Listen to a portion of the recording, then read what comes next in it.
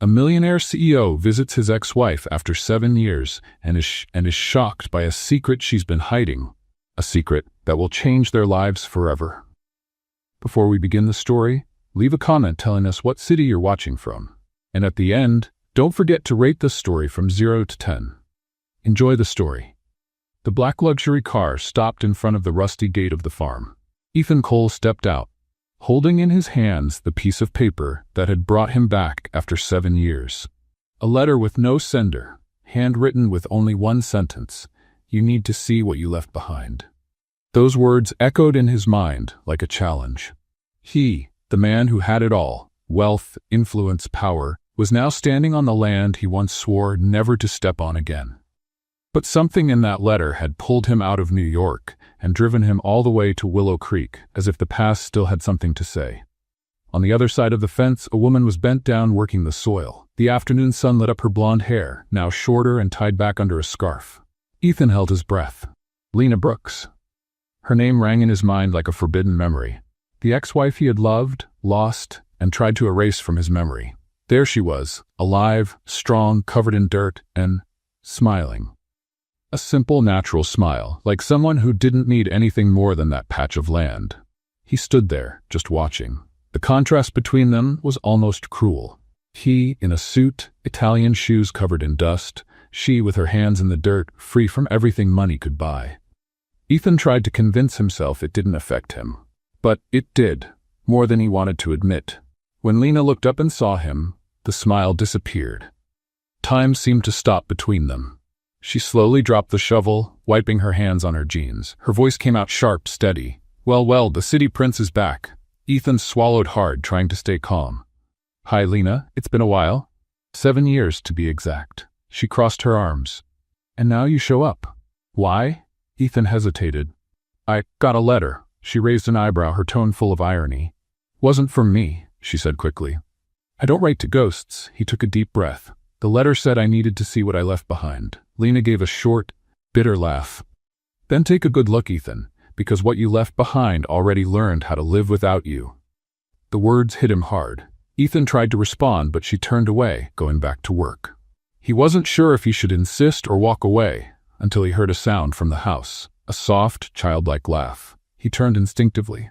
At the window, a little girl was watching, curious. Red hair, fair skin, and grayish eyes, the same eyes as his. Ethan froze. For a moment, he forgot to breathe. Forgot time, the world. The girl looked at him with the innocence of someone who doesn't understand, but feels. His heart sped up, like it recognized something impossible. Lena noticed the look and turned immediately. Her smile vanished for good. "Emily," she called out, her voice firm, mixing shock and warning. "Go inside, sweetie." The girl disappeared behind the curtain. Ethan kept staring at the window, trying to understand what he had just seen. "Who is she, Lena?" he asked, his voice barely above a whisper. Lena took a deep breath and walked toward him slowly, her face tense. "That's none of your business.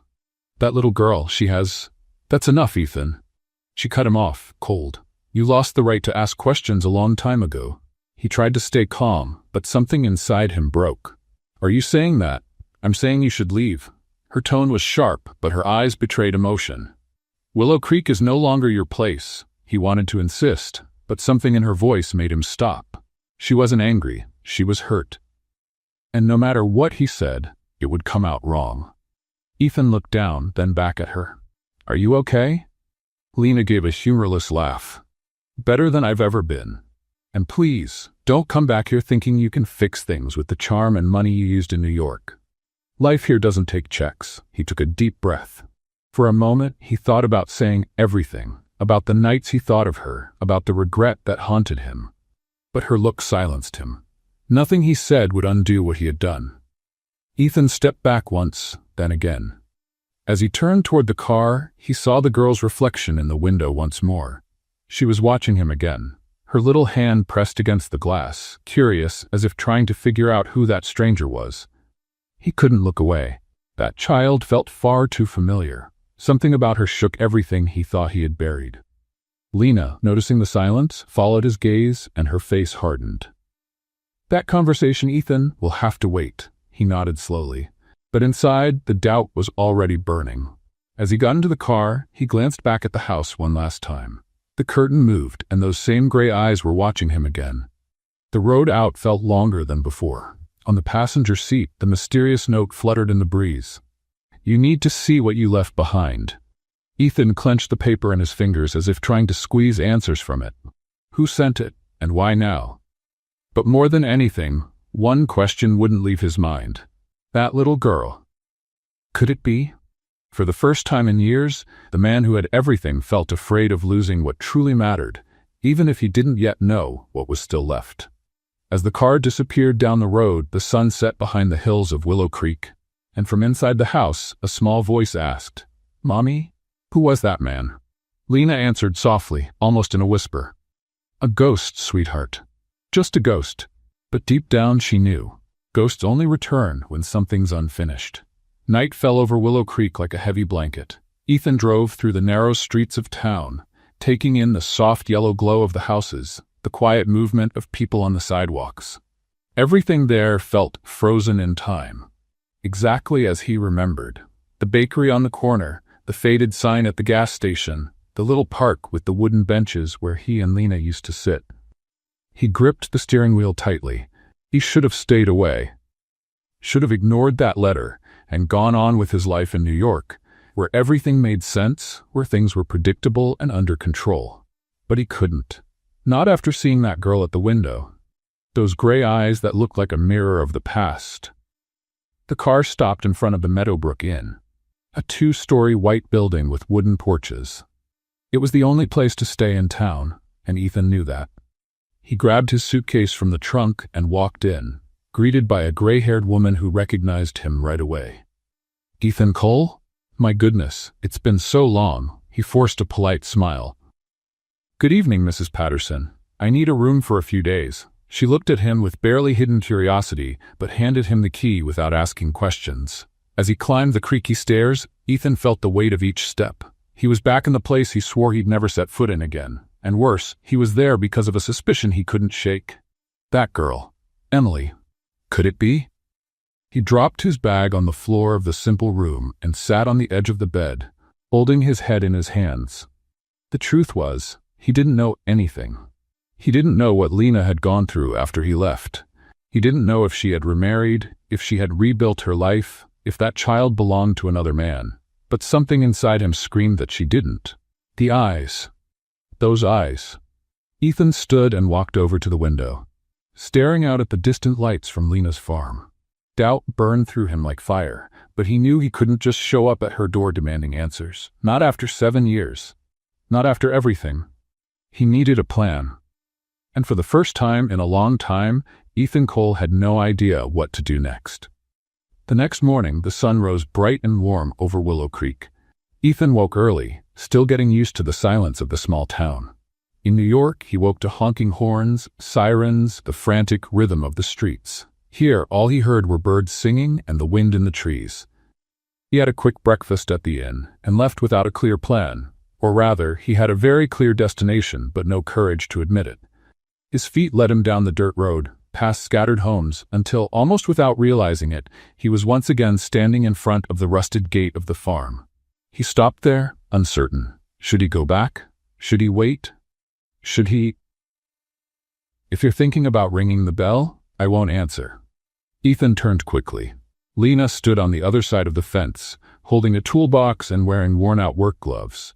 Her blonde hair was tied in a messy ponytail, and there was a grease smudge on her face. She looked at him with that mix of amusement and irritation he knew so well. "I was just passing by." "Oh, sure. Because New York is right around the corner, right?" Lena rolled her eyes and walked toward a broken fence at the edge of the property. Ethan hesitated but followed her. "Can I help?" She gave a short laugh without looking at him. "You? Help? With what exactly? Gonna call your personal assistant to fix the fence?" He swallowed the jab and stepped closer. "I do know how to do a few things, you know." "Really?" Lena turned, resting one hand on her hip. "Name one thing you know how to do without paying someone else to do it for you." Ethan opened his mouth to respond, but couldn't think of anything right away. Lena smiled, triumphant, and went back to work. He watched as she tried to hammer a nail into the wood. The fence was crooked, old, and clearly needed more than a quick fix. Lena hit it hard, but the nail bent. She let out an impatient sigh, pulled the nail out, and tried again. This time, as she struck, the hammer slipped from her hand and landed straight on her foot. Ow, darn it! She hopped on one foot, holding the other, her face twisted in pain. Ethan quickly stepped closer. Are you okay? I'm great, she replied, still hopping. I love starting the day by hitting my own foot with a hammer. It's my favorite hobby. He couldn't help but laugh. Lena stopped hopping and stared at him, serious. Are you laughing at me? No? Ethan tried to hide it, but the smile was still on his face. You are laughing. She crossed her arms, pretending to be offended. You know, instead of standing there like a statue, you could actually help. Ethan picked the hammer up from the ground and looked at the fence. Let me see that. Oh, so now you're an expert? Lena stepped aside but kept watching. He lined up the nail and hit it carefully. The nail went in crooked. Lena burst out laughing. Oh yes, the great New York businessman. Look at those skills. Ethan took a deep breath, trying to stay calm. This wood is too old. It needs to be replaced. Thank you, Captain Obvious. She took the hammer back. Now step aside before you mess up anything else. He stepped back, but didn't leave. He stayed there, watching as she tried again. This time, Lena tripped over a rock and almost fell flat on her face. She caught herself at the last second and started laughing, shaking her head. Seriously, Lena, are you okay? Ethan asked, genuinely concerned. I'm perfect. She stood up, brushing dirt off her hands. I'm just having a productive day. I've stepped on a hammer, almost fell face first in the dirt, and I've got you watching me like I'm some kind of circus act. That's not it. It's just that.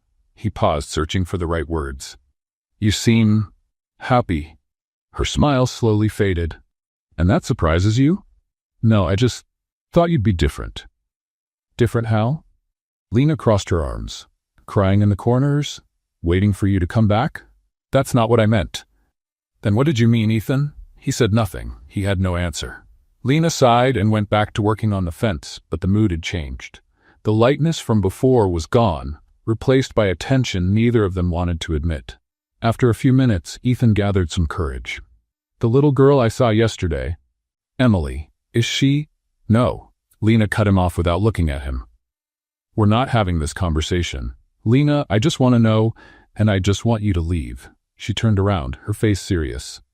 You don't get to show up after 7 years and start asking questions. I have the right to know the truth. The truth? Lena stepped toward him, eyes shining. You want to know the truth? The truth is you left. The truth is you left me here, alone, and never looked back. I had my reasons. Reasons? She let out a bitter laugh. Reasons don't change the fact that you made a choice, Ethan. You chose your career, your money, your perfect life in New York. And now you show up wanting to know what I did with mine? He took a deep breath, trying to stay calm. I just want to understand. Stay out of things that no longer concern you. Her voice came out firm, sharp. Ethan stood there, taking in her words. Lena walked away, grabbing the toolbox. Now, if you'll excuse me, I've got work to do. He watched her walk back toward the house, her shoulders tense, her posture strong. He knew he'd crossed a line. He knew she wouldn't give in easily. But at the same time, he knew he couldn't just walk away. That girl, Emily, he needed to know the truth. And if Lena wouldn't tell him, then he'd have to find out on his own. Ethan turned and walked back to the gate, but before leaving, he looked once more at the house. In the upstairs window, the curtain moved. For a brief second, he saw the girl's face again, watching with that same innocent curiosity. His heart tightened.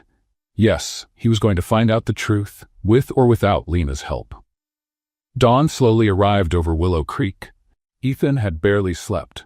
He'd spent the whole night tossing in the narrow bed at the inn, thinking about those gray eyes, that girl in the window, Lena's harsh words. Every time he closed his eyes, he saw Emily's face. The resemblance was impossible to ignore. He got up early, had a tasteless coffee in the empty dining room of the inn, and left. He didn't have a clear plan, but he knew he couldn't just sit and wait. If Lena wasn't going to talk, he had to find another way to learn the truth. And somehow, his feet led him back toward the farm. This time, he didn't go all the way to the gate. He stopped before it, hiding behind a group of trees that lined the property. He felt ridiculous, like a teenager spying on his girlfriend's house. but he couldn't help it. That's when he heard it. A light, clear laugh coming from the stream that ran along the side of the farm. Ethan moved slowly, peeking through the branches. And there she was, Emily. The girl was playing alone near the water, crouched by the edge, messing with something in her hands. She wore a simple cotton dress and rubber boots that were too big for her feet. Her red hair shone in the morning light, loose and messy. Ethan stood still, just watching. She looked so alive, so free. She laughed to herself as she stacked little stones, talked to herself, and hummed a tune he didn't recognize. There was something magical about it, something that made his chest tighten in a way he couldn't explain. Suddenly, Emily looked up and stared right at where he was. Ethan froze. She frowned, curious, and tilted her head to the side. "Is someone there?" she asked, her voice loud and clear. He didn't answer, trying to hide better. But as he moved, he stepped on a dry branch. The snap echoed like a gunshot. Emily's eyes went wide, and she quickly stood up. "I know someone's there," she said, putting her hands on her hips in a defiant pose that looked just like Lena. Ethan sighed. There was no way out now. He slowly stepped out from behind the trees, his hands raised in peace. "Sorry. I didn't mean to scare you." Emily looked him up and down, suspicious, but with a little smile on her lips. "You're the man with the fancy car, right?" Ethan couldn't hold back a laugh. "That's me." "And you're the brave girl who's not afraid of strangers?" She shrugged. "My mom says I should be afraid, but you don't look dangerous, you just look lost." Her honesty caught him off guard. "Yeah, I guess I am." Emily took a few steps closer, still keeping a safe distance. "What are you doing here?" "I was just walking."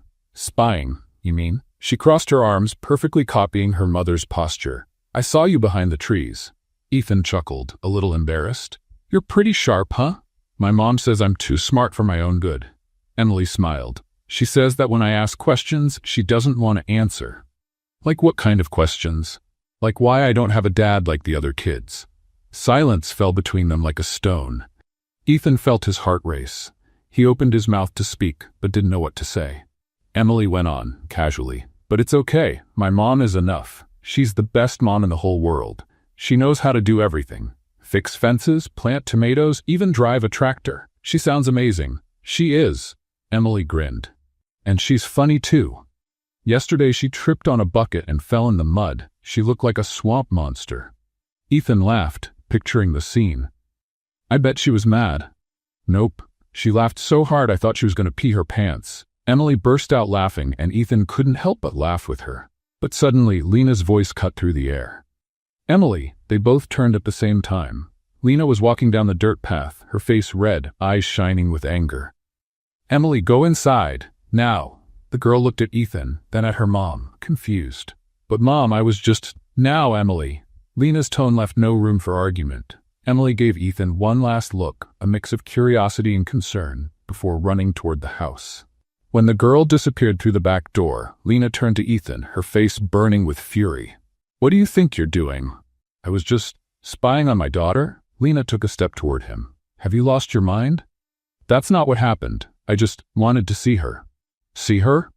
Lena let out a humorless laugh. "You have no right to see anything, no right to show up here, snooping around my property, talking to her." Ethan took a deep breath, trying to stay calm. "Lena, please, I just need to know." "Know what?" She cut him off, arms crossed. He looked straight into her eyes. "Is she my daughter?" The silence was deafening. Lena stared at him for a long moment, her face unreadable. Then finally, she spoke, her voice cold and quiet. "You lost the right to ask questions 7 years ago." "That's not an answer. It's the only one you're getting." Ethan felt frustration rising inside him. "Why are you doing this? Why can't you just tell me the truth?" "Because you don't deserve it."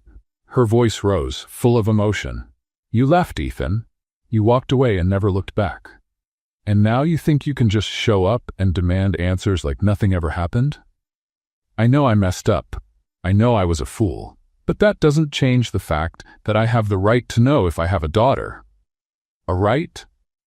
Lena stepped toward him, her eyes shining. "You think you earn a right by disappearing for 7 years? You think you can just show up and claim something you were never here to build and don't even know really belongs to you?" Ethan opened his mouth but couldn't speak. Lena took a deep breath, trying to calm herself. "Go away, Ethan. Go back to your life in New York and leave me alone." "I'm not going anywhere," he said firmly. "Not until I get answers. Then you'll be waiting forever." She turned and started walking back toward the house. Ethan stood there watching her walk away, his chest tight, his mind spinning. He knew he had crossed a line. He knew Lena had every reason to hate him. But he couldn't just walk away. Not after seeing Emily. Not after feeling that strange connection. He went back to the inn with a heavy heart. As soon as he stepped into the room, his phone rang. It was Jennifer, his assistant in New York. "Mr. Cole, finally? I've been trying to reach you for hours." "What is it, Jennifer?" "We have a problem. A big one." Her voice was tense. "A few important contracts have been canceled with no explanation. Suppliers are pulling out, and the shareholders are calling for an emergency meeting." Ethan frowned. "What do you mean canceled? Who authorized that?" "No one knows. It looks like someone is sabotaging the company from the inside." His blood ran cold. "Sabotaging?" "Yes, sir. And if we don't fix it soon, we could lose everything." Ethan looked out the window, staring at the distant lights of Lena's farm. He should go back. He should catch the next flight to New York and fix it.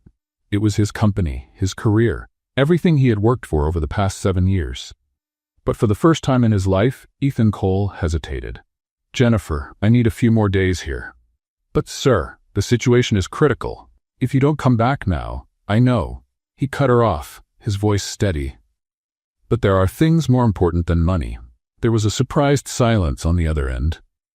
"Sir, are you okay?" Ethan gave a bitter smile. "I think I'm starting to be." He hung up and sat on the edge of the bed, holding his head in his hands. Someone was sabotaging his company. Someone wanted to destroy him. And for the first time in 7 years, Ethan realized maybe he didn't care all that much, because in the end, what really mattered was on the other side of that rusty fence. And he wasn't giving up until he found the truth. The next 2 days were quiet torture. Ethan tried everything to get close to Lena again. He walked by the farm a few times, pretending to just be out for a stroll. He showed up at the local market exactly when he knew she did her shopping. He even chatted with a few locals, hoping to hear something about Emily. But Lena avoided him like the plague. Every time their eyes met, she turned away.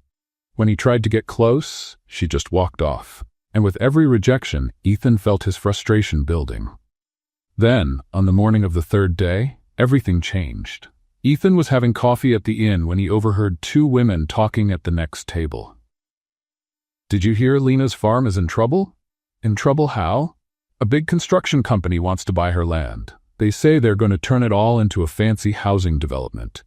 Ethan almost choked on his coffee. "And Lena's going to sell?" "Of course not. You know that woman, stubborn as they come. But they say the company's putting on the pressure, offering big money, and if she doesn't take it, they'll try other ways." Ethan's chest tightened. A construction company trying to buy land in Willow Creek. Aggressive offers, pressure. It all sounded way too familiar. He picked up his phone and called Jennifer. "I need information. Is the company working on any land deals in Willow Creek?" On the other end, Jennifer hesitated. "Willow Creek?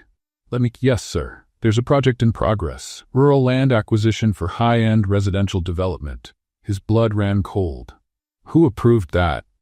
"It was signed off 3 months ago before you took over as CEO. The person in charge of the project is Mr. Gregory Hale." Ethan closed his eyes, feeling the weight of it all. Gregory Hale, his former business partner, the man he had replaced as company president after a tough corporate battle. The same man who, apparently, was now sabotaging the company from the inside. And now he had found out that Gregory was trying to buy Lena's farm. It couldn't be a coincidence. He hung up the phone and ran out of the inn. He had to talk to Lena, right now. When he arrived at the farm, he found Lena in the barn, organizing bags of feed. "Lena, we need to talk." She didn't even look at him. "We have nothing to talk about. It's about the construction company, the one trying to buy your land." This time, she stopped. She slowly turned around, her face hardened. "How do you know about that?" "Because the company is mine." The silence that followed was sharp. Lena stared at him, her eyes glowing with anger. Of course it is." She let out a bitter laugh. "I should have known. You didn't come back because of some mystery letter. You came back because you want my farm." "No, Lena, I swear I didn't know." Liar. She threw a bag of feet on the floor. You've always been good at lying, Ethan. Always good at pretending to care while planning your next move. I'm not lying. I just found out. The project was approved before I became CEO. I had no idea that. Oh, how convenient. Lena crossed her arms. And I'm supposed to believe you? After everything? Ethan took a step toward her. Lena, please. I know you have every reason not to trust me. I know I ruined everything between us, but I'm telling you the truth. I didn't come here to take your farm. Then why did you come? He took a deep breath. Because I got a letter, because something pulled me back, and because I saw Emily. The name seemed to echo through the barn. Lena looked away, her jaw tight. Don't do this. I just want the truth, Lena. That's all. The truth. She stepped toward him, her face flushed. The truth is you have no right to show up here and mess up my life again. The truth is I built all of this by myself. Without you, without anyone. And now you think you can just... She waved her arms angrily, not noticing the bucket of mud beside her.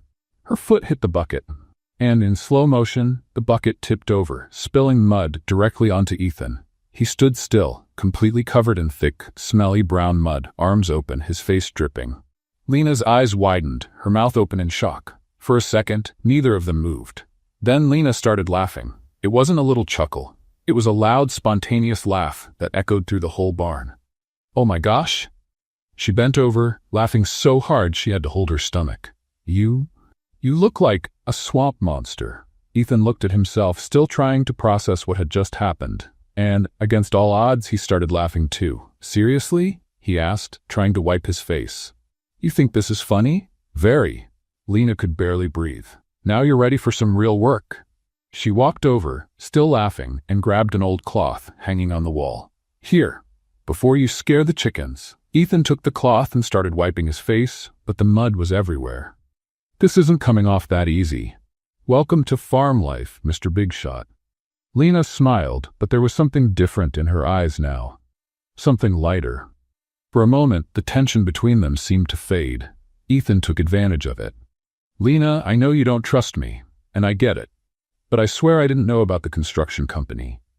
And I'll do everything I can to stop them from taking this place from you. Her smile slowly faded. Why do you care? He looked straight into her eyes. Because this farm has always been your dream, and because I've already taken too much from you. Lena looked away, biting her lip. You can't fix the past, Ethan. I know, but I can try not to mess up the present. She stayed quiet for a long moment, then sighed. You're all dirty. You'll scare my daughter if she sees you like this. So, can I clean up here? Lena hesitated but eventually nodded. There's a hose outside. Don't use hot water because we don't have any. Ethan smiled. Thanks. She turned to leave but paused at the door. Ethan? Yeah? If you're lying, if you're here to take my farm, I swear I'll make you pay. He nodded, serious. I'm not lying. Lena looked at him one last time before walking out. And for the first time since coming back, Ethan felt like there might still be a chance. Later, back in his room at the inn, Ethan opened his laptop and started digging through company files. He needed to understand exactly what Gregory was planning.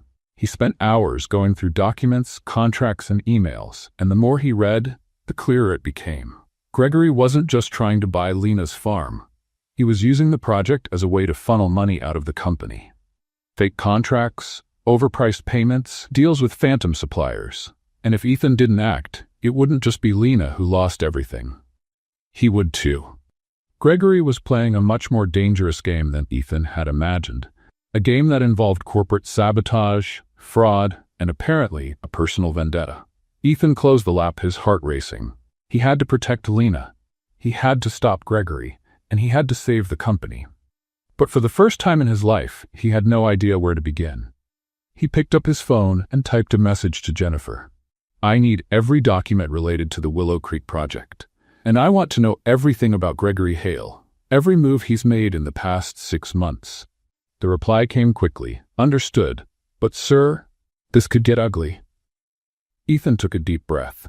It's already ugly. Now it's time to clean up the mess. He looked out the window toward the distant lights of the farm. Lena was there, probably putting Emily to bed, with no idea that a storm was about to crash down on her. And this time, Ethan was determined to be her shield. Even if it meant losing everything, Ethan woke up early, determined. If Lena wouldn't accept his help directly, he'd find another way. And the perfect opportunity came when Mrs. Patterson mentioned over breakfast that it was market day in town. Lena always goes, sells veggies from the farm. Poor thing, she hauls everything by herself.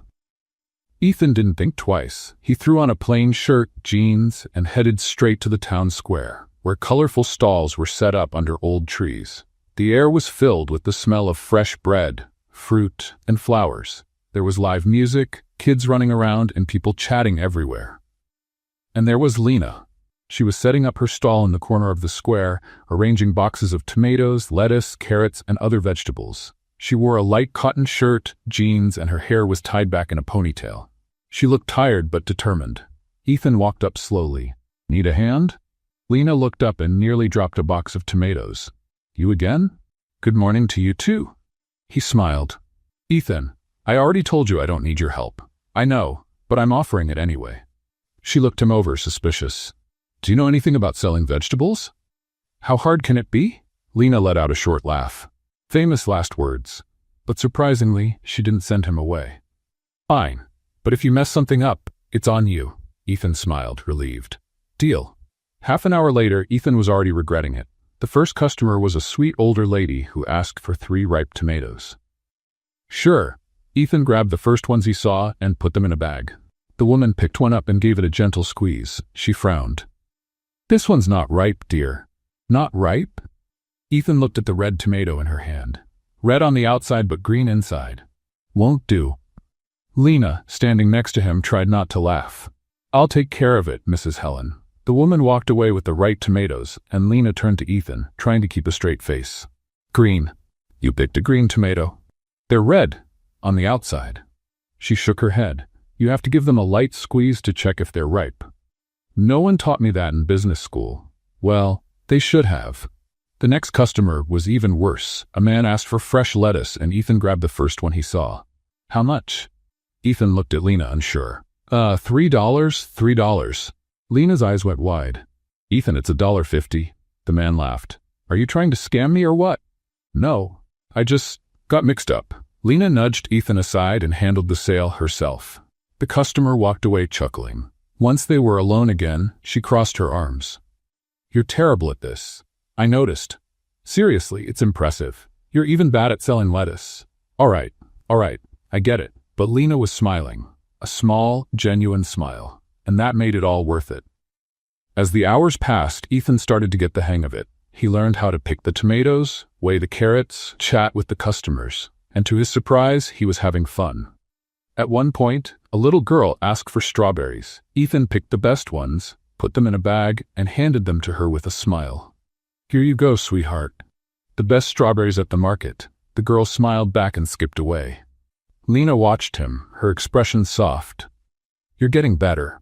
"I had a good teacher." She rolled her eyes, but she was smiling. In the middle of the afternoon, a strong gust of wind knocked over a stack of empty boxes. Ethan rushed to grab them, but tripped on a carrot and nearly fell face first into the stall. Lena burst out laughing. "You're a walking disaster. Thanks for the support." Ethan got up, laughing too. "Seriously, how do you survive in New York? I don't have to deal with killer carrots over there." For the first time in years, they laughed together. No bitterness, no tension. Just 2 old acquaintances sharing a light moment. And in that instant, Ethan felt something he hadn't felt in a long time. Hope. When the fair ended, they loaded the empty boxes back into Lena's truck. "Thanks for the help," she said, her voice sincere. "It was a pleasure. Even with the disasters." Lena smiled. "You weren't that terrible. At least you didn't scare anyone." "Is that a compliment?" "As close as you'll get from me." They looked at each other for a moment, and something passed between them. Something old, familiar. Lena looked away first.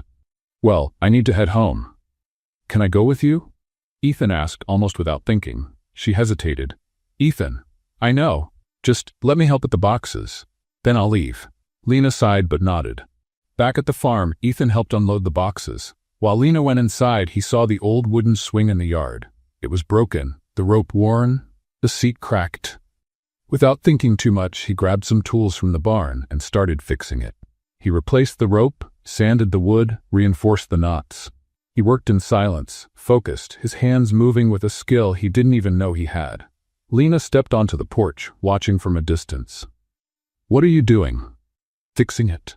He tested the swing, which was now steady. "Remember?" She stayed quiet. Of course she remembered. That swing was where they used to sit years ago, dreaming about the future.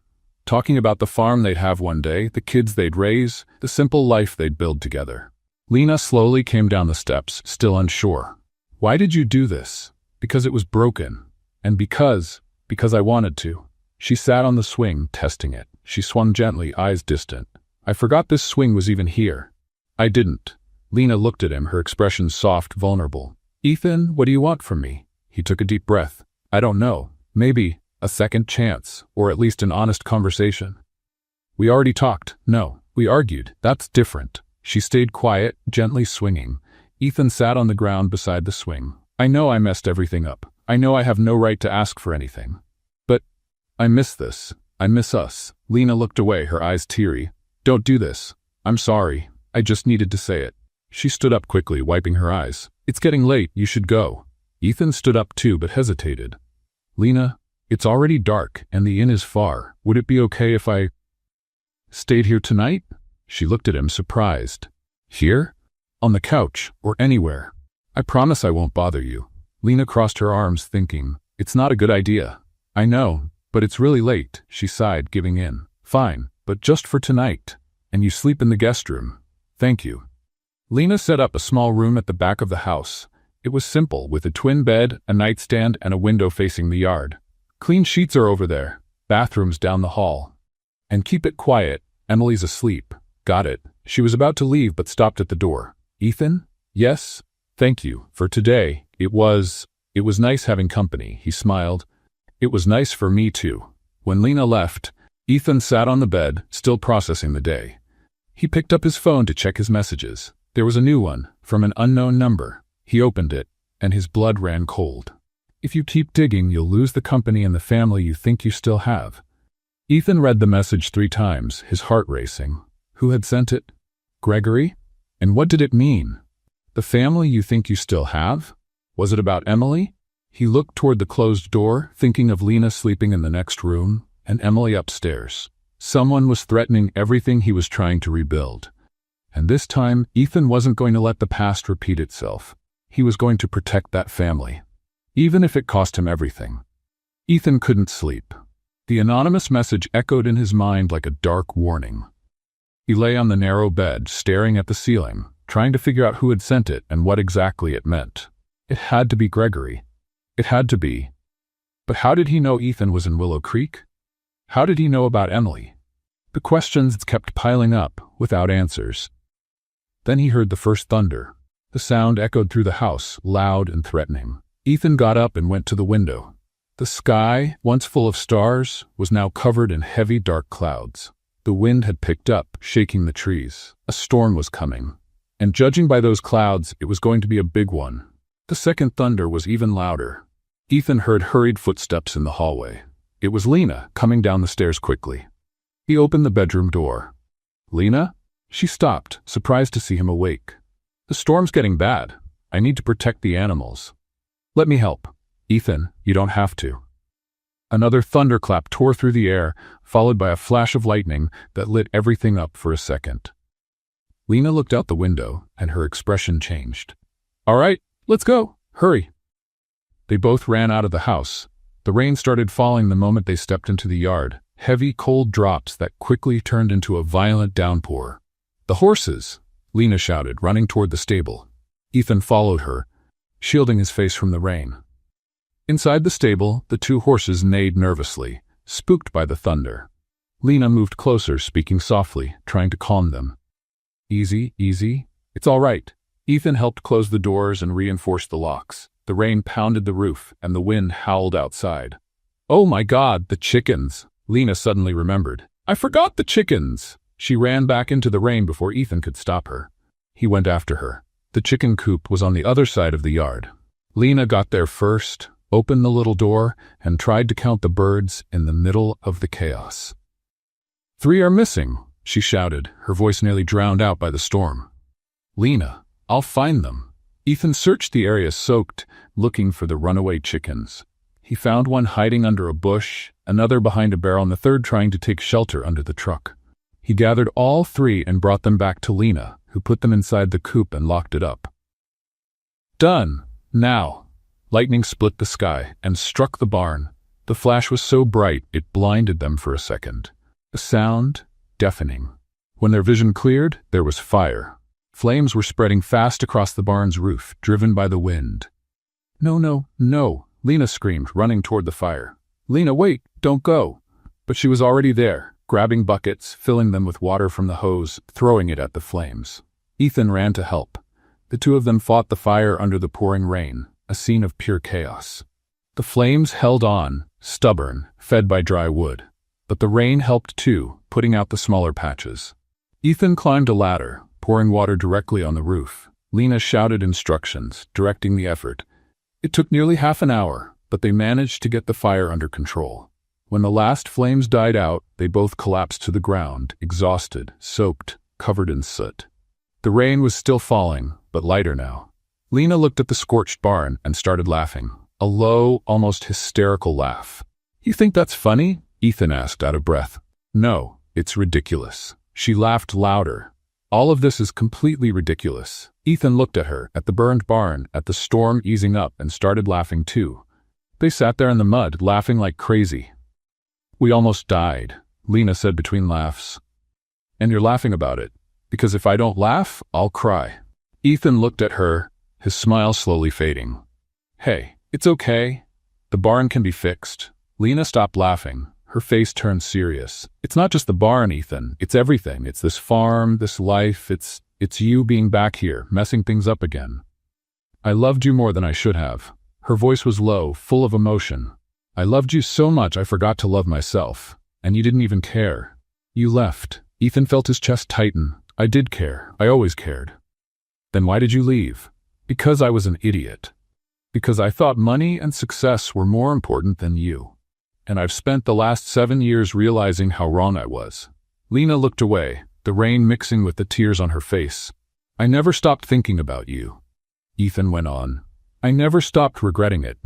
And now, seeing you here, seeing everything you've built on your own, I see how much I lost. Lena stayed silent for a long moment. Then she slowly stood up. But now it's too late for regrets, Ethan. And she walked away, leaving him there, alone in the rain. When the sun came up, the damage was clear. Part of the crops had been destroyed by the flood. The water had washed away whole rows of vegetables, leaving behind only mud and ripped-up plants. Lena was standing in the middle of the garden, trying to save what she could. Her face pale, eyes red, hands shaking.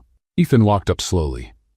Let me help. You don't need to, Lena, please. She turned to him, her face shut tight. You don't get it, Ethan. That harvest was all I had. It was going to pay the bills for the next few months. And now I've got nothing. I can get you financial support. I can bring in new equipment, seeds. No, she cut him off, furious. I don't want charity. It's not charity, it's help. It's the same thing. Lena shouted. You always tried to fix everything with money, Ethan. You always thought you could buy your way out. But some things can't be bought. I just want to help. Then leave me alone. Tears were streaming down her face. Let me deal with this my own way. She went back to digging in the mud, desperate. Ethan stood there, helpless. That's when he heard Emily's voice. Mommy? They both turned around. Emily was on the porch, pale and shaking. Mommy, I don't feel good, and she fainted. Lena got there first, catching Emily in her arms. Emily, baby, wake up, please. The girl was burning up. Oh my God, she has a fever. Lena shouted, panicked. Let's get her to the hospital, now. Ethan ran to the truck. Lena carried Emily, who woke up confused, softly moaning. Ethan drove faster than ever, hands tight on the wheel. At the hospital, a nurse took Emily right in to be examined. Lena followed, holding her daughter's hand, whispering comforting words. Ethan waited in the hallway, pacing nervously, heart racing. Half an hour later, the doctor came out. The girl has a respiratory infection. Probably from the rain and cold, but nothing serious. We'll treat her and she'll be fine. Lena sighed in relief. Can I see her? Of course, she's asking for you. Lena went into the room and Ethan followed. Emily was lying in bed, pale but awake. Hi, Mommy. Her voice was weak. Hi, sweetheart. How are you feeling? tired. The doctor checked the chart and looked at Ethan. "You're the child's father, right?" The silence hit like a bomb. Ethan looked at Lena, Lena looked at Emily, and said nothing. The doctor noticed the tension and quietly stepped out. Ethan stood by the bed looking at Emily. "Hi, little one. Hi, man with the fancy car."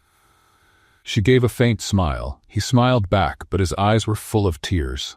Lena watched, torn. There was something in the way Ethan looked at Emily. Something real. Something that reminded her of the man she once loved. Hours later, Emily slept peacefully, sedated. Lena and Ethan sat in chairs outside the room. The hallway was empty, quiet. "Lena," Ethan finally spoke. "I need to know the truth." She stayed silent. "Please, just tell me." Lena took a deep breath, eyes fixed on the floor. "You want answers after 7 years? A little late for that. I know, but I'm asking anyway." She looked at him, eyes shining. "Yes, Emily is your daughter." Time stopped. Ethan felt his knees go weak. I wrote letters." Lena continued, her voice trembling. "I sent you letters telling you, but they all came back. You disappeared. My family's lawyers." Ethan tried to explain. "They cut me off from everything, blocked my contacts, controlled my mail. Convenient, isn't it?" Lena interrupted, the irony heavy with sadness. "It wasn't convenient, it was a nightmare." Lena looked away. "When you left, I was 2 months pregnant. I didn't know. I only found out because I started getting really sick." Ethan looked at her, hanging on every word. "And it wasn't just one baby, it was twins, a boy and a girl." His heart stopped. "Twins?" Lena nodded, tears starting to fall. "The pregnancy was awful. I couldn't do anything. I had to stay in bed, and I had no one to help me.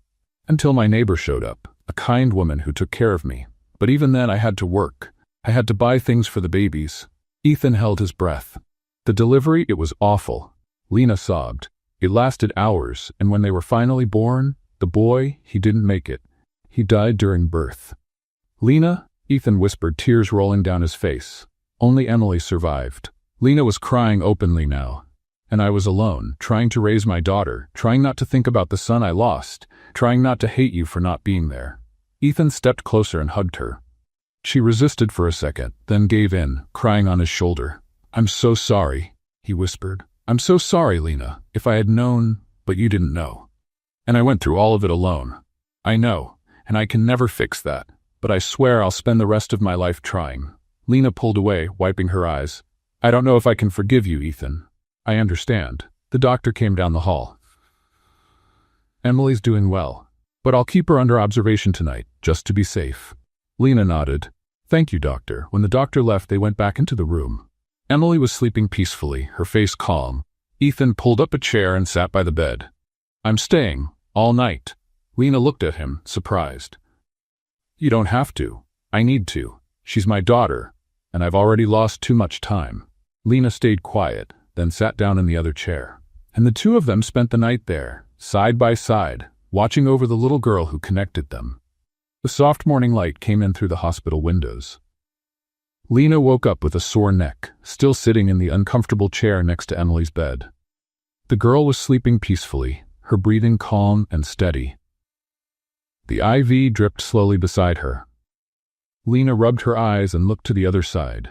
Ethan was sleeping too, his head resting against the wall, arms crossed. He looked exhausted, but he had stayed there all night. Something stirred inside her.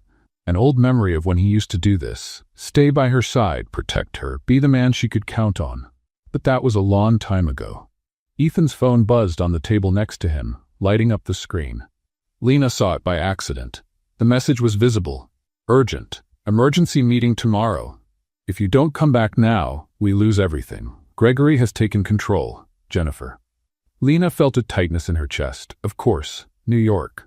The company is real world. Ethan woke up from the vibration and quickly grabbed his phone. He read the message and closed his eyes like he was fighting something inside. "Trouble?"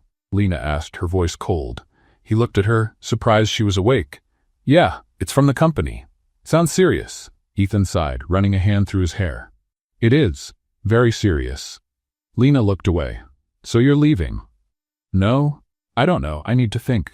"You don't need to think, Ethan. You've always known what choice you'd make." He said nothing. The doctor came in at that moment, smiling. "Good morning. I'm here to check on little Emily." He examined the girl, who slowly opened her eyes, blinking. "Hi, Mommy?" Her voice was stronger this time. "Hi, sweetheart. How are you feeling?" "Better. I'm just hungry." The doctor laughed. "That's a very good sign. I'll discharge her in a few hours after breakfast and the last dose of medicine." "Thank you, doctor." Lena smiled, relieved. When the doctor left, Emily looked at Ethan. "You stayed all night?" "I did." "Why?" Ethan hesitated, looking at Lena, who was also waiting for the answer. "Because I wanted to make sure you were okay." Emily smiled. "You're nice." "So are you." Lena felt something break inside her. The way Ethan looked at Emily, the tenderness in his eyes, it was real, not an act. But it didn't change the fact that he was going to leave. He always left. A few hours later, Emily was discharged. They drove back to the farm in silence. Lena at the wheel, Emily dozing in the back seat, Ethan staring out the window. When they arrived, Lena helped Emily inside and tucked her into bed to rest. Ethan stayed in the living room, looking around. The simple house, the old furniture, the photos on the wall, everything there had been built with love and sacrifice.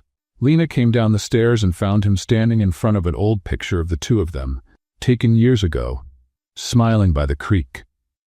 "I couldn't throw it away," she said softly, "no matter how hard I tried." Ethan turned to her. "Lena, I need to tell you something." She crossed her arms, bracing herself. "They're pressuring me to go back to New York. The situation is critical. If I don't go, I could lose everything." "Then go." "I will, but I'll fix things quickly and come back. I promise." Lena let out a humorless laugh. "You always say that. This time it's different." "Is it?" She looked at him. "Because I've heard this story before, Ethan. You always say you'll come back, always say it's just a quick trip, and then I will come back." He insisted, holding her shoulders. "I have a daughter here, I have you. I have real reasons to come back. You had reasons before too, and you still left." He opened his mouth but couldn't say anything. Lena stepped away. "Go, Ethan. Go back to your life in New York. I won't stop you. Lena, just don't make promises you can't keep. Not in front of Emily." She went upstairs, leaving him alone. Ethan stood there, torn between two worlds. And for the first time in his life, he didn't know which one to choose. 2 hours later, Ethan was packing his bags at the inn. Jennifer had already booked the flight. He was leaving that afternoon. But something was eating away at him. Lena was right. He always said he'd come back. And he never did. Would this time really be different? He picked up his phone and typed a message to Lena. "I'll come back.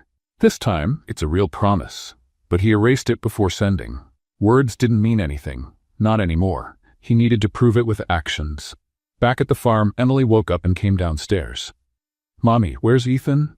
Lena was in the kitchen, pretending to be okay. "He had to go back to New York, sweetheart. But he's coming back, right?" Lena hesitated. "I don't know, honey." Emily frowned. "But I liked him. I know." "You liked him too, didn't you?" Lena sighed. "It's complicated." Emily crossed her arms, perfectly imitating her mother. Grown-ups always say things are complicated when they don't want to explain. Lena couldn't hold back a smile. "When did you get so clever?" "I've always been. You just didn't notice."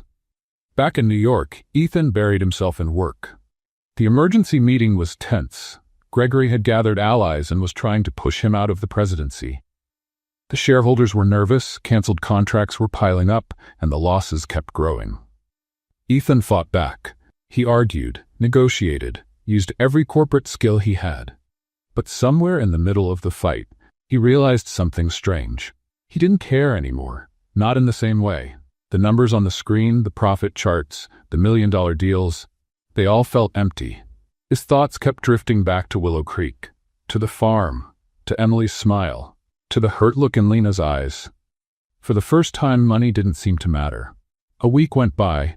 Ethan managed to stabilize the company for now, but things were far from over.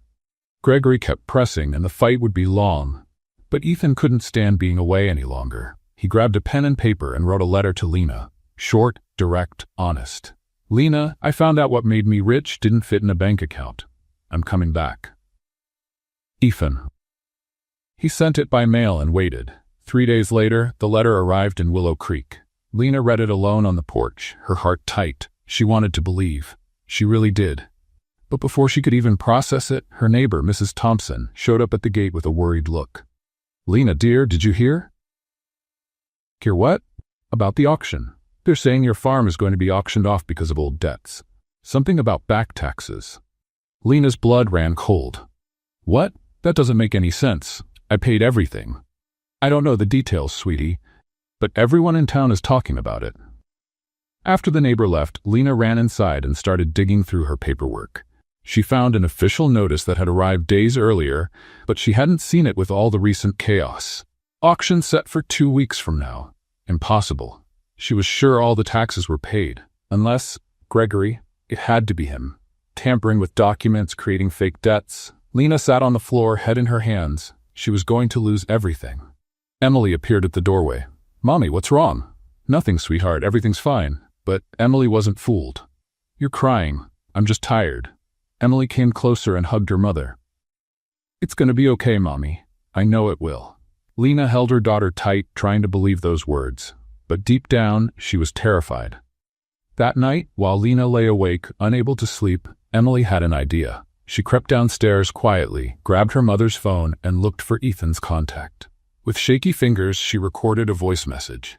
Hi, Ethan. It's Emily. I know you're busy in New York, but Mommy needs you. She won't say it because she's proud. But we're going to lose the farm, and she's really sad. If you really like Mommy, come back home. We can plant things together. I'll teach you. She hit send before she lost her nerve. Then deleted the sent message and put the phone back. She went back upstairs and got into bed, praying that Ethan would hear it and come back. Because even though she was just a child, Emily knew one thing. Her mom needed that man. And maybe, just maybe, he needed them too. It was 3 in the morning in New York when Ethan's phone buzzed. He was in his office, alone, surrounded by documents and spreadsheets. Another sleepless night trying to save a company that felt less and less worth saving. He picked up the phone distractedly, expecting another urgent message from Jennifer. But it was a voice message, from a number in Willow Creek. He frowned and pressed play. The voice that came through was small, sweet, and a little unsure. Hi, Ethan, it's Emily. His heart stopped. I know you're busy in New York, but Mommy needs you. She won't say it because she's proud, but we're going to lose the farm. And she's really sad. Ethan's chest tightened. If you really like Mommy, come back home. We can plant things together. I'll teach you.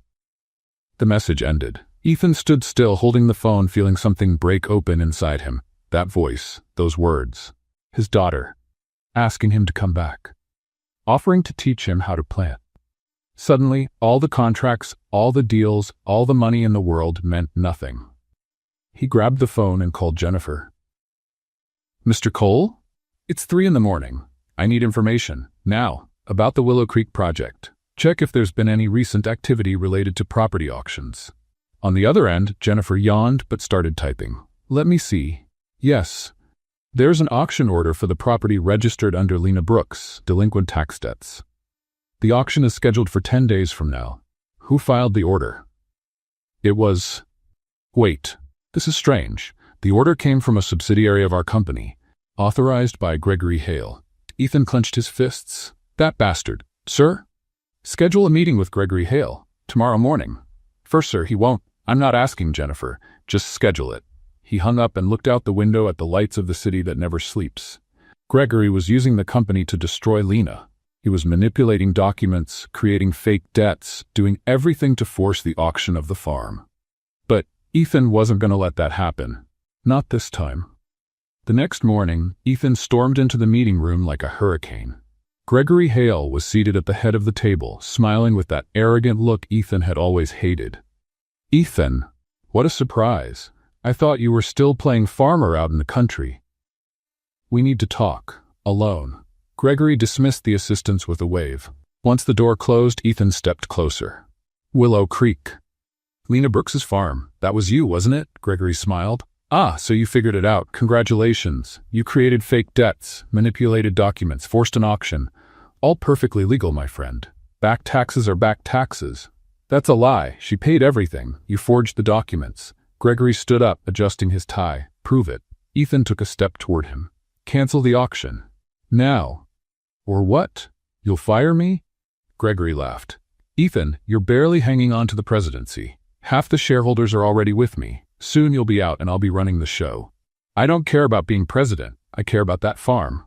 Oh, how touching. Gregory mocked. But it won't change a thing. I'm going to buy that farm, for a bargain. and there's nothing you can do to stop it. Ethan stared at him, his jaw tight. We'll see. He left the room and called Jennifer again. Cancel all my appointments. I'm going back to Willow Creek. But sir, the shareholders meeting, cancel. Everything. For the first time in his career, Ethan Cole chose something other than work. He chose his family. Lena was at the bank, sitting in an uncomfortable chair, waiting to be called. She had only slept 2 hours the night before and had spent the rest of the time trying to understand how this had happened. She was sure she had paid all the taxes, she had the receipts, everything was organized. But somehow, the bank claimed there were debts she didn't recognize. Miss Brooks? The manager, Mr. Palmer, called. Lena walked into the office, trying to stay composed. Mr. Palmer, I need to understand what's going on. I paid all the taxes on the farm. I have the proof. The manager adjusted his glasses, pretending to be sympathetic. Ms. Brooks, I understand your frustration, but the records show accumulated debts over the past 3 years. If they aren't settled before the auction, there's nothing I can do. That doesn't make any sense. I've never missed a payment. Maybe there was a mistake. These things happen. Lena was about to respond when she heard a voice behind her. She didn't make a mistake. She turned quickly. Ethan was standing in the doorway, a folder under his arm. Her heart skipped a beat. Ethan? What are you doing here? He stepped into the office, looking straight at the manager. I'm here to fix a problem. Lena stood up, her face flushed. Came to help your business partners buy my farm now? Ethan looked at her calmly. No, I came to rebuild what I let fall apart. The room went quiet. The manager cleared his throat, clearly uncomfortable. Mr. Cole, I'm not sure what you're referring to. I know exactly what I'm talking about, Palmer. Ethan opened the folder and threw the documents on the desk. These debts are fake, forged by Gregory Hale using subsidiaries of my company, and you're involved up to your neck. The manager turned pale. I don't know what you're talking about. No? Ethan gave a cold smile. Because these documents show suspicious transfers from your personal account. Payments from shell companies linked to Gregory. Palmer swallowed hard. That doesn't prove anything. It proves enough for a federal investigation. Ethan crossed his arms. And when that happens, you'll lose your job, your license, and probably end up in jail. The manager looked at the papers, sweating. What do you want? Cancel the auction, now, and erase all those fake debts from the system. Palmer hesitated, looking between Ethan and Lena. I can't just... You can, and you will, or I hand this over to the authorities within the hour. The manager took a deep breath and typed something on his computer. Done. The auction's been canceled. The debts have been removed. Ethan smiled. Great. Now I'm going to pay whatever it takes to make sure this farm is never threatened again. He pulled out his checkbook and wrote a generous amount. This covers any past due property taxes and creates a safety cushion. Satisfied? Palmer took the check with trembling hands. Yes, sir. Good. Now get out of my sight before I change my mind about reporting you. The manager ran out of his own office. Lena stood still, trying to process what had just happened. Ethan turned to her. The farm is safe. She opened her mouth but couldn't speak. He stepped closer. This time, I want to earn it. Lena felt her eyes fill with tears. Ethan, I know I don't deserve your trust. I know I messed everything up. But if you give me a chance, I'll prove I've changed. She looked at him for a long moment. Then finally she nodded. All right, but you're going to need more boots, Ethan smiled. I already bought 3 pairs. Lena couldn't help laughing. And for the first time in days, she felt like maybe things could turn out okay. In the days that followed, Ethan officially moved to Willow Creek. He rented a small house near the farm and started working alongside Lena. He learned how to plant, to water, to fix fences. He knocked over tomatoes, tripped on hose, got covered in mud from head to toe, and Lena laughed. She laughed a lot. You're terrible at this, she shouted when he watered the wrong plants. I'm learning. You're ruining my garden. But despite the teasing, there was something different between them. A lightness, a connection. At night, while they had dinner together, Ethan finally said, I want to tell Emily that I'm her father. Lena stopped eating. Ethan? She deserves to know. I know, but... Lena hesitated. What if you leave again? I won't. How can I be sure? He held her hand. Because now I know what really matters. And it's not in New York. Lena stayed quiet, torn. Just wait a little longer, please. Ethan nodded, even though he was disappointed. All right, I'll wait. A few days later, Willow Creek's peace was disturbed again. A man in a flawless suit showed up in town, asking questions, visiting properties. He claimed to be an investor interested in buying land. And when he finally showed up at Lena's farm, Ethan got a chill. There was something familiar about this man, something dangerous, and he had a feeling the fight was far from over. The man arrived in a shiny black car, so clean it looked like it had never touched a dirt road. Lena was in the yard, hanging clothes on the line, when she heard the sound of the engine. Emily played nearby, chasing butterflies. The man got out of the car with careful movements. A perfect gray suit, Italian shoes that gleamed in the sun, hair neatly combed. He smiled with the kind of smile salesmen use, polite but empty. Good morning, he waved. My name is Victor Hale. I'm looking for the owner of this beautiful farm. Lena put down the basket of clothes and stepped forward, wiping her hands on her apron. That's me, Lena Brooks. Can I help you? Victor held out his hand. Lena shook it, noticing how soft his hand was. No calluses, no signs of work. Pleasure to meet you, Mrs. Brooks. I'm a real estate investor, and I'm very interested in rural properties in this region. Is that so? Lena crossed her arms. And what would a city investor want with Willow Creek? This town has incredible potential. Victor opened his arms dramatically. Fresh air, beautiful scenery, perfect for tourism development. And your farm, he looked around, evaluating. Your farm is the key piece. Key piece for what? For a project that will bring prosperity to the whole region. Boutique hotels, restaurants, recreation areas. Lena cut him off. And you want to buy my land for that? Exactly. Victor smiled wide. And I'm prepared to offer a very generous amount, well above market value.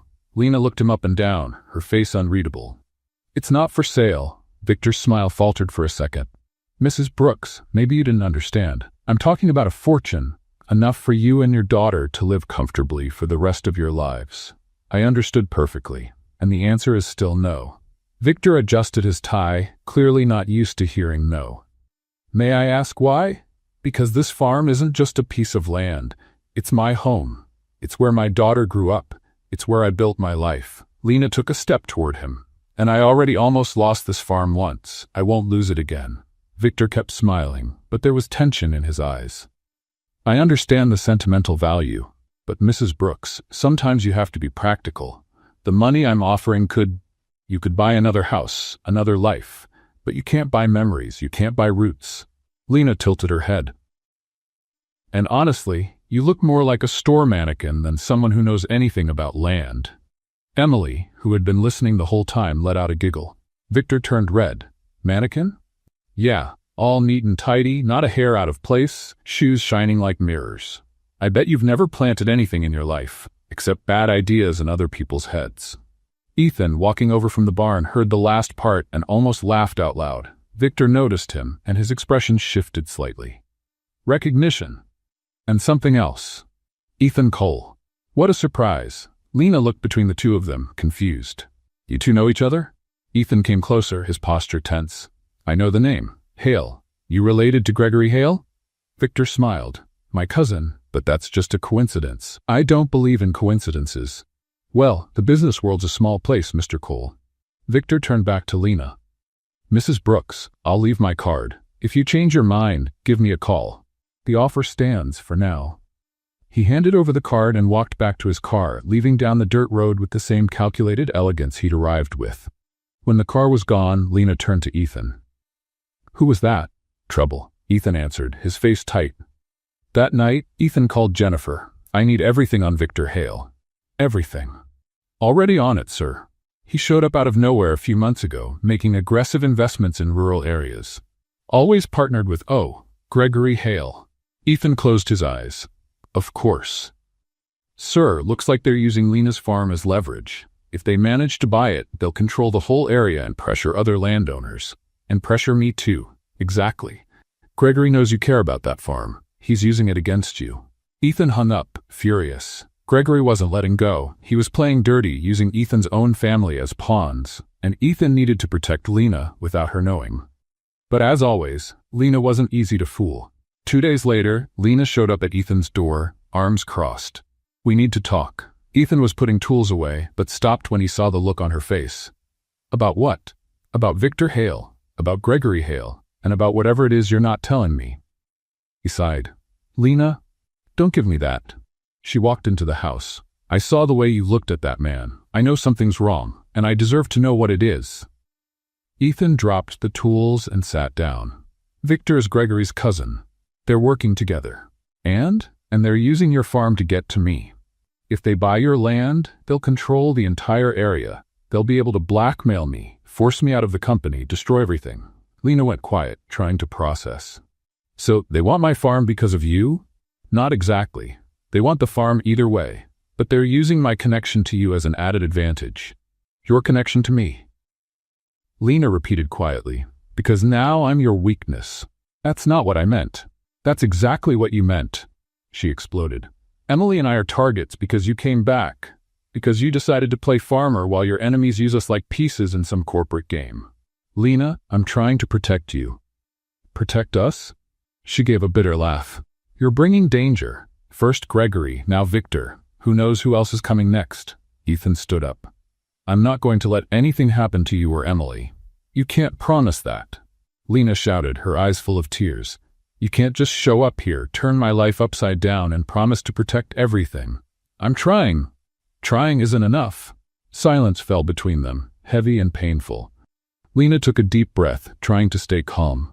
I trusted you. Again and again, you kept things from me. I was just trying not to worry you. I don't need you to protect me from the truth, Ethan. I need you to be honest. He opened his mouth, but couldn't find the right words. Lena shook her head, disappointed. I thought this time would be different. I thought you'd really changed. I have changed. Changed? She stared at him. People who change don't hide the truth. They don't manipulate situations. They don't treat others like they're too fragile to handle reality. Lena, please. She turned to leave but stopped at the door. I need time to think about all of this. How much time? I don't know. She looked back at him, her eyes tired. I just know I can't keep doing this. Always waiting for the next secret you're hiding from me. And she walked out, leaving Ethan alone again. He sat down, head in his hands. He had messed everything up, again. He tried to protect Lena by hiding the truth, but only ended up pushing her away again. And for the first time, Ethan wondered if he really deserved a second chance. Or if he was just meant to ruin everything he touched.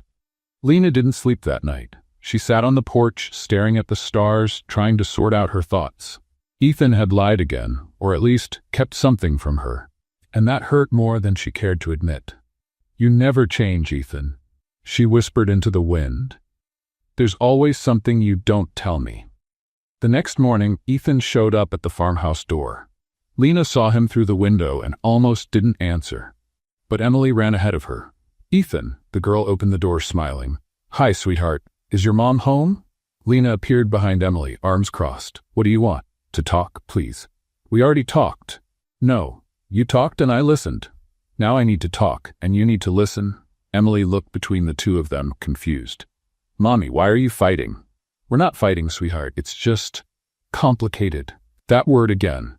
Emily rolled her eyes, perfectly imitating her mother. Lena couldn't help but smile a little. Ethan took the chance.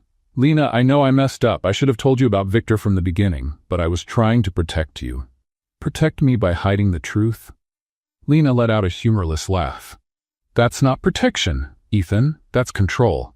You're right, I know, and I'm sorry. Saying sorry doesn't change the fact that you always do this. You always decide for me, always hide things, always think you know what's best. Her voice rose, and Emily started to look scared. Mommy, Emily, go to your room. Lena said, sharper than she meant to.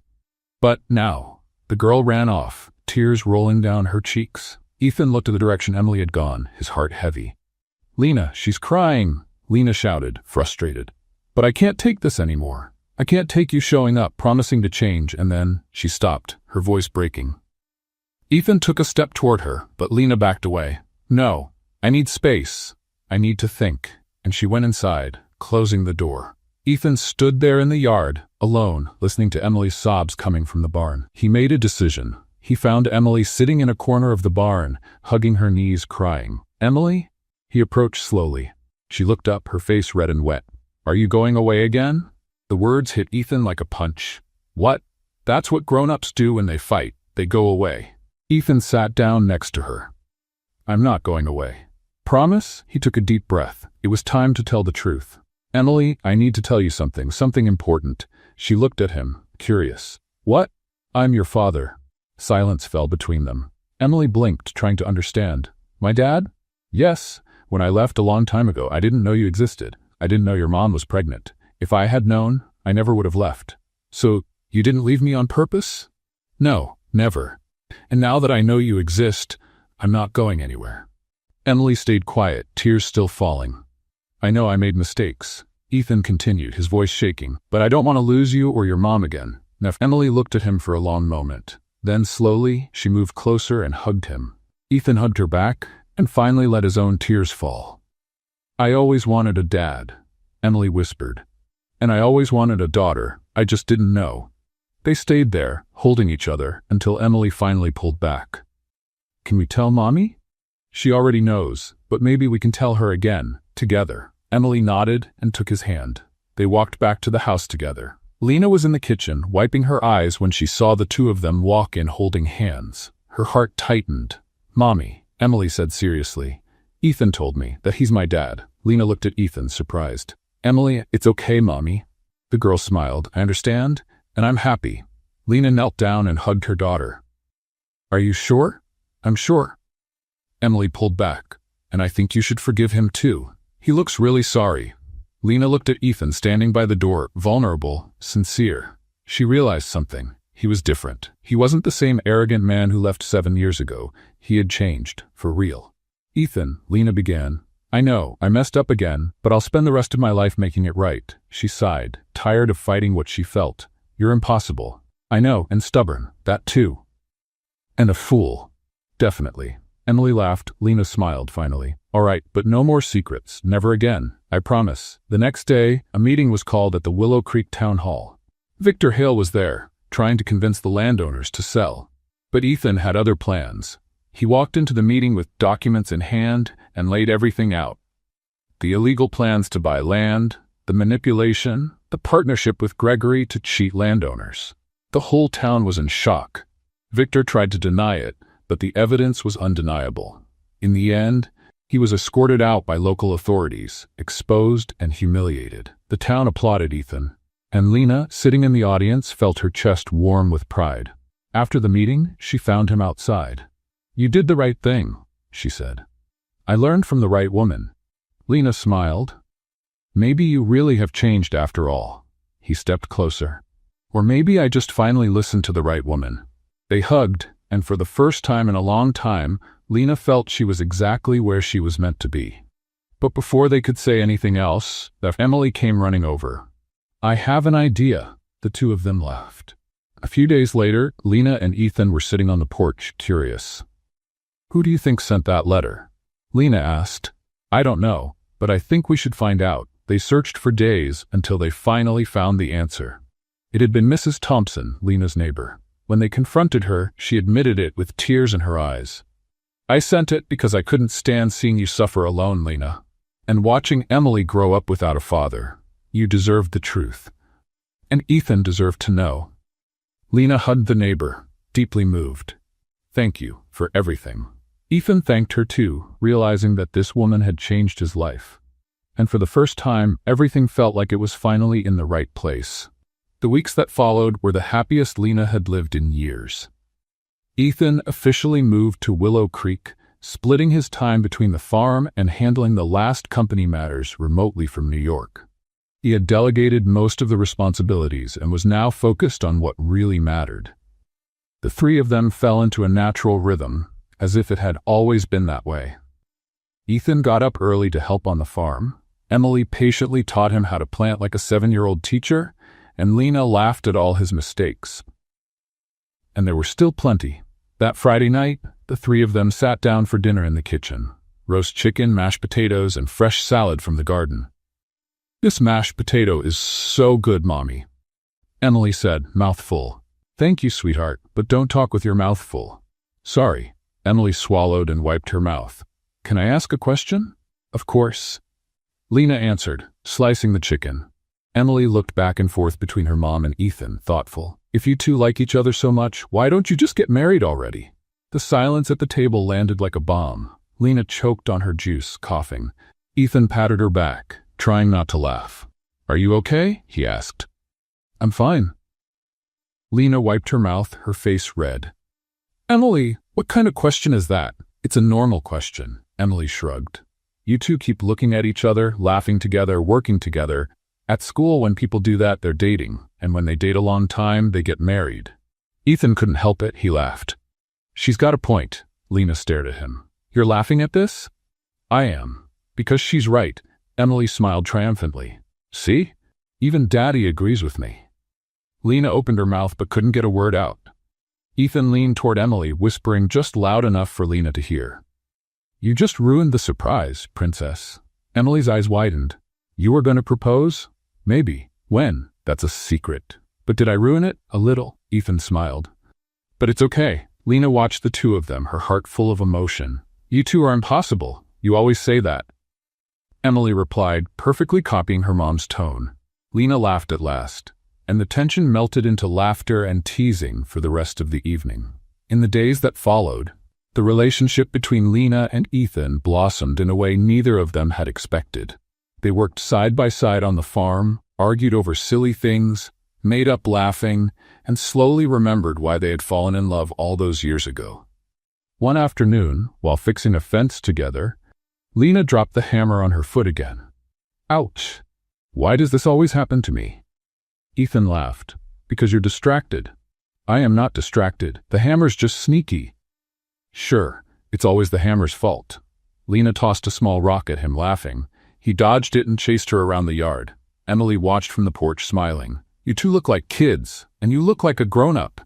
Lena shouted back, still running. Ethan caught up to her and grabbed her by the waist, spinning her around. Put me down, she laughed, out of breath. Only if you promise to stop throwing rocks at me.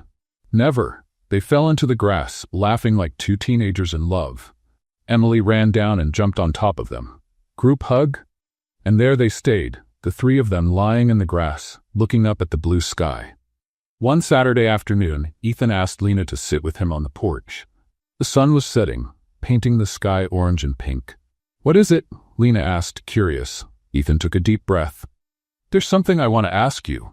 You're sounding serious. Yeah, kind of. He stood up and, to her surprise, got down on one knee. Lena's eyes went wide. Ethan, what are you doing? He pulled a small box from his pocket and opened it, revealing a simple gold ring with a small stone. Lena Brooks, he began, his voice trembling a little. I messed everything up once. I left when I should have stayed. I left you alone when I should have been by your side, but you gave me a second chance, and I promise I won't waste it. Lena felt tears welling up in her eyes. Can I finally be your home, stand by your side forever, until we grow old together? She let out a teary laugh, wiping her eyes. Only if you promise to never run from the rain again. Ethan smiled. I promise. I'll face every storm by your side. Then yes, 1,000 times yes. He slid the ring onto her finger and pulled her into a kiss. From the window, Emily shouted. Finally. They pulled apart, laughing. Emily ran out to the porch and jumped into their arms. We're getting married. We're getting married. Lena hugged her daughter and Ethan, feeling like everything was finally where it belonged.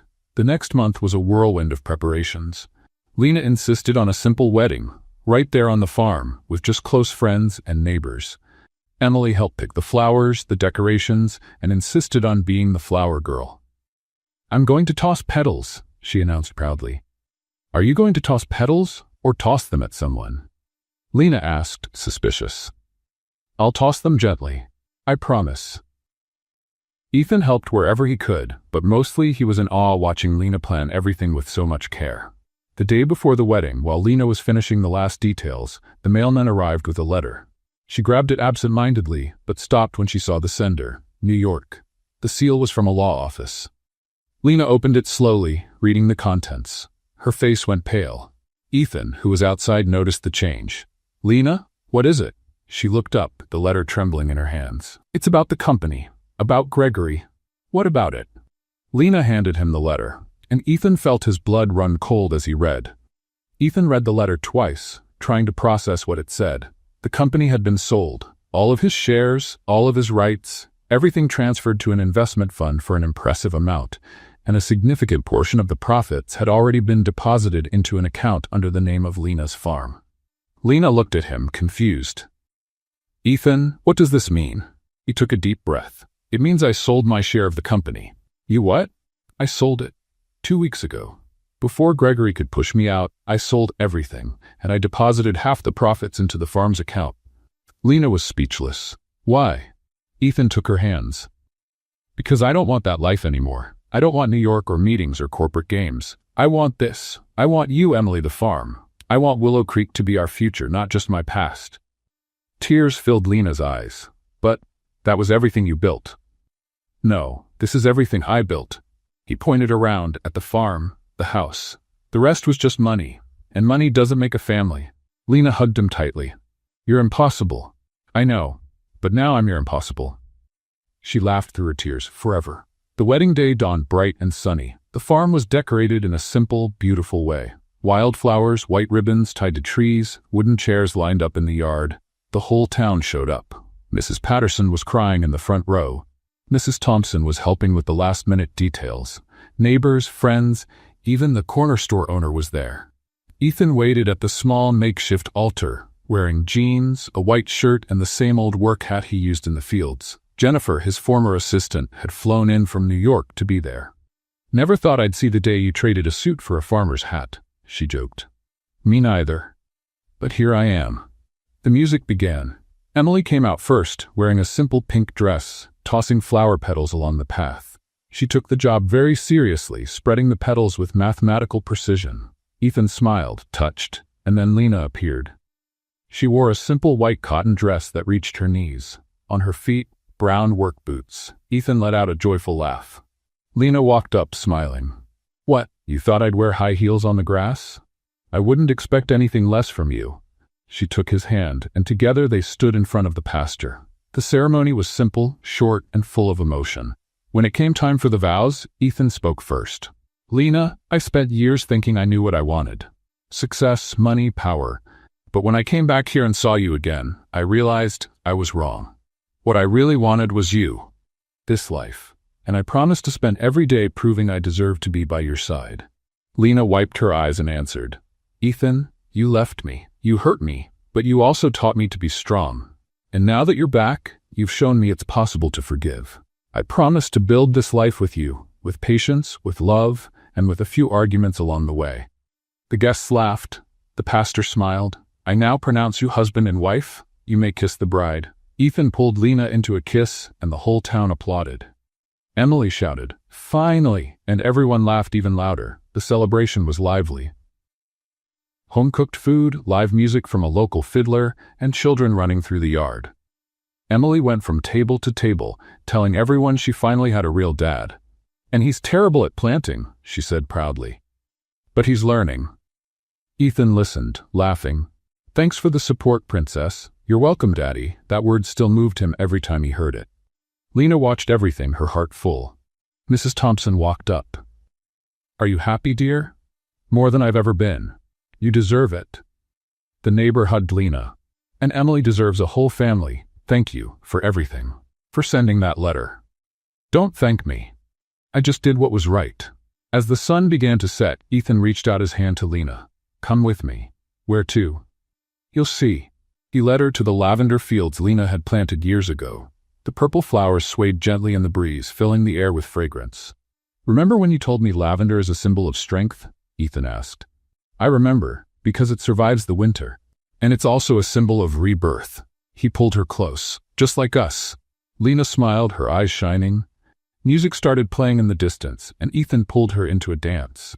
They spun slowly among the lavender, under a sky painted orange and pink. Emily came running, holding a guest's camera. "Take a picture. You two look beautiful." Lena and Ethan posed, smiling, arms around each other. Then Emily joined them, and the three posed together. A family, finally whole. Later, when the guests started to leave, Lena and Ethan sat on the porch, looking up at the stars. "You know what I was thinking?" Ethan asked. "What?" "That day I came back. When I saw you on the farm, covered in mud, smiling. You looked like you had everything, while I, with all my fortune, felt empty. And now? Now I get it. You had everything, because you had love, you had purpose, you had roots. Lena rested her head on his shoulder. And now you have that too. They stayed quiet for a moment.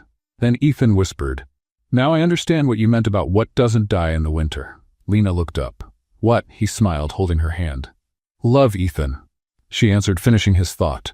"Love blooms all year round." And there, under the stars, surrounded by the land that was now theirs, Lena and Ethan made a promise to never be apart again, to build together, to face every storm side by side, because true love doesn't need luxury or power. It only needs deep roots, courage to start over, and the certainty that together they can bloom in any season. And while the moon shone over Willow Creek, inside the house, Emily was writing in her diary, "Today my mommy married my daddy. It took a while, but it was worth the wait, because now we're a real family, and real families bloom together." She closed the notebook, smiled, and went to sleep, dreaming of gardens, laughter, and a future filled with love. What did you think of Lena and Ethan's story? Leave your thoughts in the comments. Rate this story from 0 to 10. What score would you give it? Subscribe to the channel and hit the bell to follow all our stories, and be sure to check out more emotional stories by clicking right here on the final screen.